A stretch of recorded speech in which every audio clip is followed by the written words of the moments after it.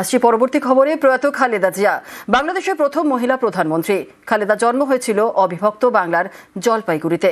খালেদার মৃত্যুতে শোকের ছায়া তার পুরনো ঠিকানায়। প্রাক্তন প্রধানমন্ত্রীর শেষ কাজে যোগ দিতে ঢাকায় যাচ্ছেন বিদেশমন্ত্রী এস জয়শঙ্কর।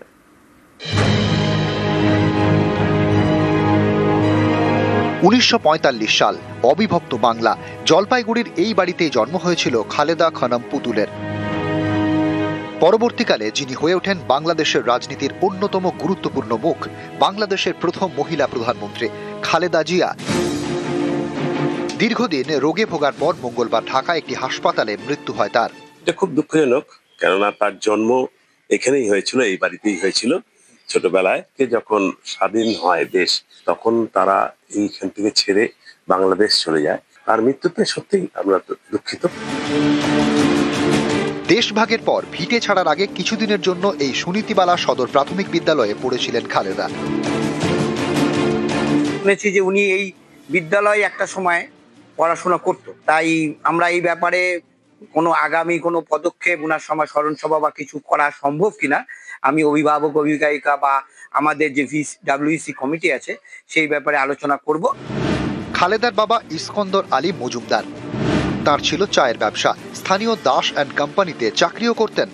ব্যাংকিং একটা সংস্থা ছিল এবং চা কোম্পানির শেয়ারের একটা সংস্থা ছিল যার নাম ছিল দাস অ্যান্ড কোম্পানি। তা আমার বাবার ওই ফার্মে উনি এই শেয়ার কালেকশন এবং টাকা কালেকশন এইসব কাজ উনি করতেন। ওনার নাম ছিল মোহাম্মদ ইস্কান্দার। এসবই এখন ইতিহাসের ধূসর অধ্যায়। রাজনীতিতে খালেদার চির প্রতিদ্বন্দ্বী শেখ হাসিনা পদত্যাগ করে দেশ ছেড়েছেন, আর খালেদা পৃথিবী ছাড়লেন।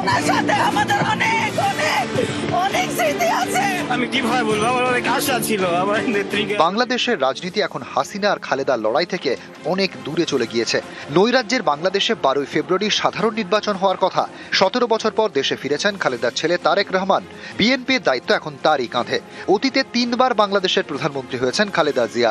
ভারতের সঙ্গে সম্পর্ক খুব ভালো ছিল এমনটা এক কথায় বলা যায় না, কিন্তু বর্তমান পরিস্থিতিতে দিল্লি চায় বাংলাদেশে ভোট হোক এবং ক্ষমতায় আসুক কোনো স্থায়ী এবং দায়িত্বশীল সরকার।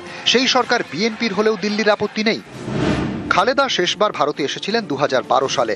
বিরোধী নেত্রী থাকাকালীন দেখা করেছিলেন তৎকালীন রাষ্ট্রপতি প্রণব মুখোপাধ্যায়, তৎকালীন প্রধানমন্ত্রী মনমোহন সিং এবং বিজেপি নেত্রী সুষমা স্বরাজের সঙ্গে। এদিন খালেদার প্রয়াণের পর শোক প্রকাশ করেন প্রধানমন্ত্রী নরেন্দ্র মোদী, মুখ্যমন্ত্রী মমতা বন্দ্যোপাধ্যায়। বাংলাদেশের প্রাক্তন প্রধানমন্ত্রীর শেষ কাজে যোগ দিতে ঢাকায় যাচ্ছেন বিদেশমন্ত্রী এস জয়শঙ্কর। চির প্রতিদ্বন্দ্বী খালেদার মৃত্যুতে শোক প্রকাশ করেছেন শেখ হাসিনাও। দলের সোশ্যাল মিডিয়া হ্যান্ডেলে লিখেছেন, বাংলাদেশের প্রথম মহিলা প্রধানমন্ত্রী হিসেবে ও গণতন্ত্র প্রতিষ্ঠার আন্দোলনে খালেদা জিয়ার অবদান অপরিসীম।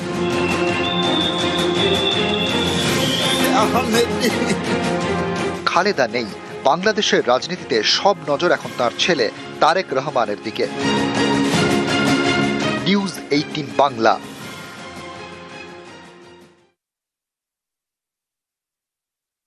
ভিলেজ পুলিশ ব্রজেন্দ্র বিশ্বাসকে গুলি করে খুন। ময়মনসিংহের ভালুকার হিন্দু খুনে উত্তেজনা। গ্রামের নিরাপত্তার দায়িত্বে ছিলেন ব্রজেন্দ্র বিশ্বাস। কর্মরত অবস্থায় তাকে গুলি করে সহকর্মী। অভিযুক্ত নোমান মিয়াকে গ্রেফতার করেছে পুলিশ। আনসার সদস্য ব্রজেনকে আনসার সদস্য নোমান দুষ্টুমির চলে ফায়ার করেছে। তো এর পিছনে আরো অনেক ধরনের কারণ থাকতে পারে। অস্ত্রটা লোডেড থাকার কথা ছিল কিনা বা ওই সময় অন্য কোনো উদ্দেশ্য কাজ করছে কিনা এই বিষয়ে আরো বিস্তারিত তদন্তের প্রয়োজন।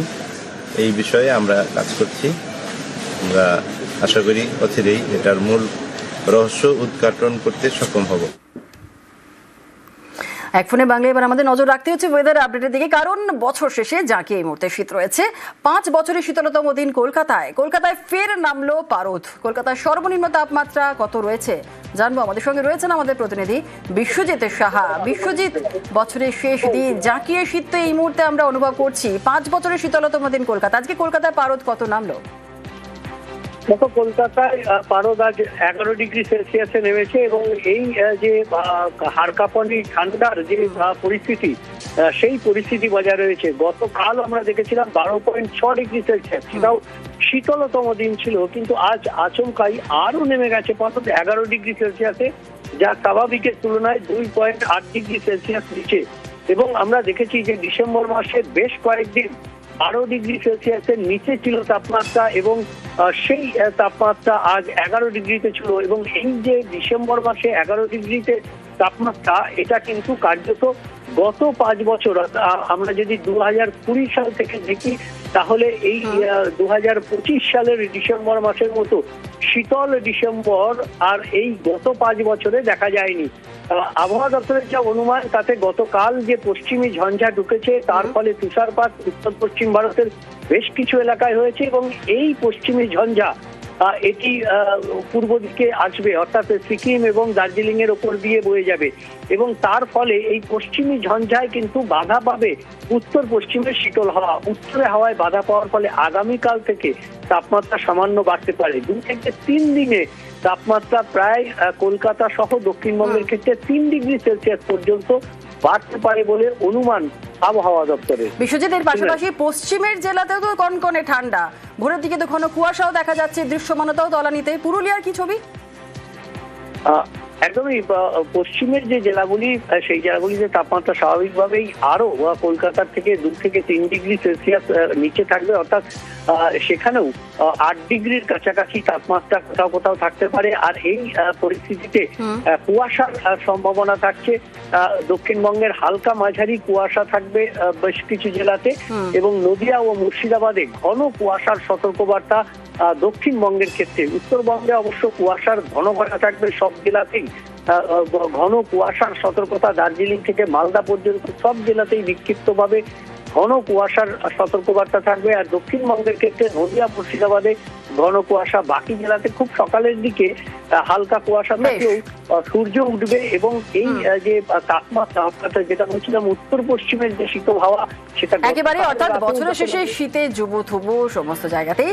আর এবার একটু উত্তরের দিকেও নজর রাখতে হচ্ছে, কারণ বছর শেষে কনকনে ঠান্ডা উত্তরেও রয়েছে। উত্তরবঙ্গের পার্বত্য এলাকাতে তুষারপাতে বর্ষবরণ হওয়ার সম্ভাবনা রয়েছে। কি বলছে হাওয়া অফিস, আরো আপডেট নেব। পার্থ রয়েছে আমাদের সঙ্গে। পার্থ, বছর শেষে কনকনে ঠান্ডা উত্তরে, কি ছবি আজ সকাল থেকে? একেবারে দেখো, সকাল থেকেই উত্তরবঙ্গের প্রতিটি জেলাতে কিন্তু কুয়াশাচ্ছন্ন রয়েছে এবং সঙ্গে হিমেল হাওয়ার জেরে কিন্তু কনকনে ঠান্ডা রয়েছে। দার্জিলিং, কার্শিয়াং, কালিম্পং, মিরিক পার্বত্য এলাকায় কিন্তু বেশ ঠান্ডা রয়েছে। তবে হালকা মেঘ থাকলেও আকাশ মোটের উপর পরিষ্কার পাহাড়ি এলাকাতে এবং কুয়াশার প্রভাব বাড়বে আগামী কয়েকদিন, অর্থাৎ বর্ষ শেষ, একদিকে বর্ষ শেষ, অন্যদিকে নতুন ইংরেজি নববর্ষের শুরুতেই কিন্তু তুষারপাতের প্রবল সম্ভাবনা রয়েছে দার্জিলিং এর উঁচু পার্বত্য এলাকা, খামদা, ফালুটে। স্বাভাবিকভাবেই সর্বত্র পাহাড় থেকে সমতল সর্বত্র কিন্তু কনকনে ঠান্ডায় কাঁপছে গোটা উত্তরবঙ্গ। ধন্যবাদ।